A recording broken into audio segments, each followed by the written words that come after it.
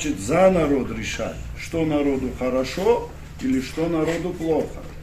И при этом, значит, опираться хотят на иностранный крупный капитал. Я согласен с выступающими, у абхазов есть иммунитет на все это.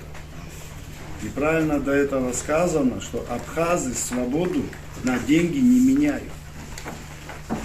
И не дай Бог, чтобы это случилось. Для абхазов свобода – это образ жизни, это образ мышления. Если кто-то это не понимает, к сожалению, он просто доведет страну до тяжелейшего кризиса, вплоть до гражданского серьезного противостояния. Наша власть при всей изоляции от всего мира, да, выбрала очень тонкую политику. Политику открытости.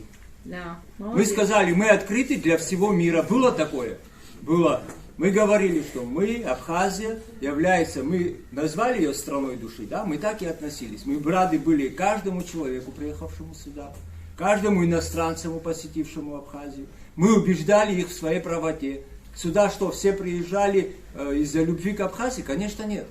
Сюда многие организации и многие сюда приехали убеждать нас, что мы должны быть с Грузией, что это... Но отсюда, я насколько знаю, я насколько помню, уезжали после общения со всеми нами, отсюда уезжали наши друзья.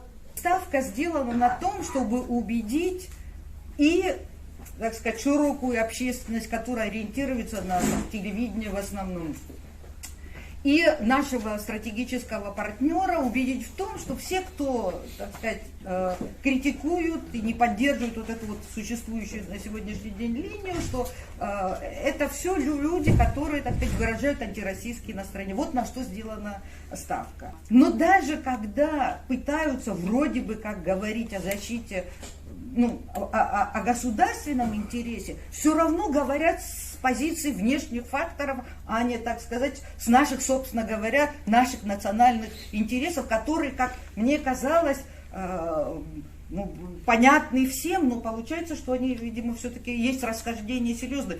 Как я могу позволить вот на абхазском уровне, чтобы мои друзья, однополчане, уважаемые люди в Абхазии, герои Абхазии, прежде чем написать заявление в любую какую-то маломальски значимую контору, писали сперва «я иностранный агент», а потом имя, фамилия, отчество.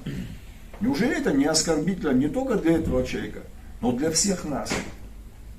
Неужели не оскорбительно даже для памяти людей, которые сделали все, чтобы мы вот здесь сегодня находились? Люди, которые это инициируют, они просто не понимают своих граждан.